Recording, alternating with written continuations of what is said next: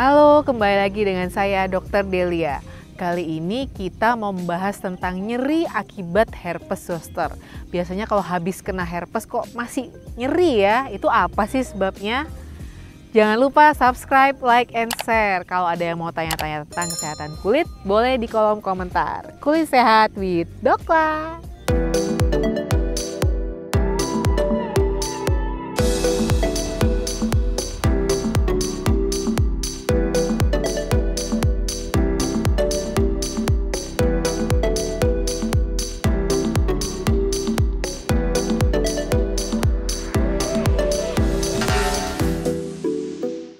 Postherpetic neuralgia (PHN) atau nyeri setelah penyakit herpes, dikenal dengan penyakit dompo atau kalau yang Jawa biasanya saya kena dap dok gitu. Jadi itu adalah nama-nama lain dari herpes. Nyeri pada herpes zoster ini adalah komplikasi akibat penyakit herpes. Jadi normal ya kalau ada nyeri pada penyakit herpes. PHN terjadi akibat kerusakan dari saraf. Kerusakan tersebut adalah efek dari respon imun kita. Jadi respon imun tubuh ya karena reaktivasi virus itu kembali.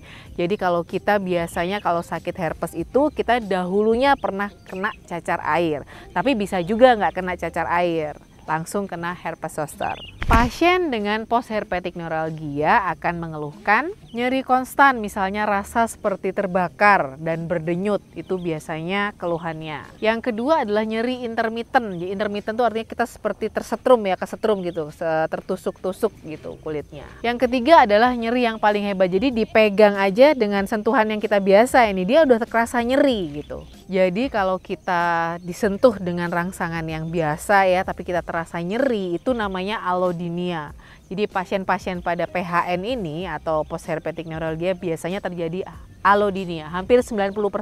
Penata laksanaan atau pengobatan dari PHN ini ada dua, pencegahan dan pengobatan. Namun saat ini belum ada profilaksis atau obat yang diminum untuk mencegah nyeri tersebut. Jadi belum ada untuk pencegahan. Tata laksana atau medikamentosa atau pengobatan biasanya yang pertama kita menggunakan gabapentin. Yang kedua adalah pregabalin, terus kemudian ada antidepresan trisiklik. Nah, obat-obatan ini harus diresepkan dengan dokter ya, jadi jangan dibeli langsung karena ada dosis-dosisnya sendiri. Kalau sudah nyeri bisa juga kita pakai seperti agen topikal, pads. Jadi pads ini ya nanti ditempel gitu, dia berbahan dasar lidokain. Kita tahu lidokain adalah untuk mati rasa ya, biar kita gak kerasa nyeri. Pads ini ditempel 4-12 jam. Maksimal 3 pads per hari. Tadi adalah terapi-terapi yang first line medikamentosa. Kalau yang second line ada dengan oksikodon, bisa dengan tramadol ya. Tapi sekali lagi obat-obat ini sangat berbahaya. Jadi jangan dibeli sendiri.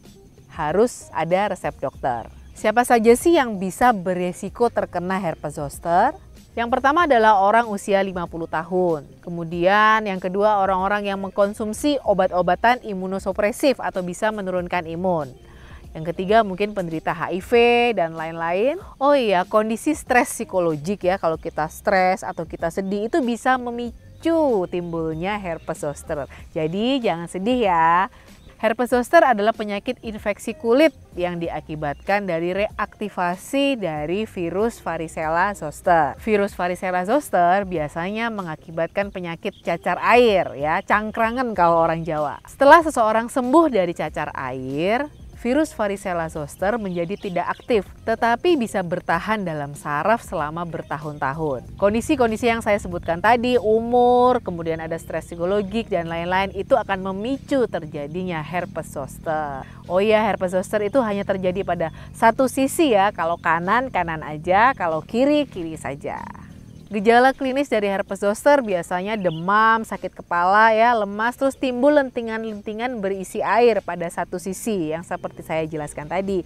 Kalau kanan, kanan saja, kalau kiri, kiri aja. Jadi kalau ada keluhan-keluhan yang seperti jelaskan tadi, segera periksa ke dokter ya. Sekian konten dari saya, jangan lupa subscribe, like, and share. Kalau ada yang mau tanya-tanya tentang kesehatan kulit, boleh di kolom komentar. Kulit sehat with Dokla.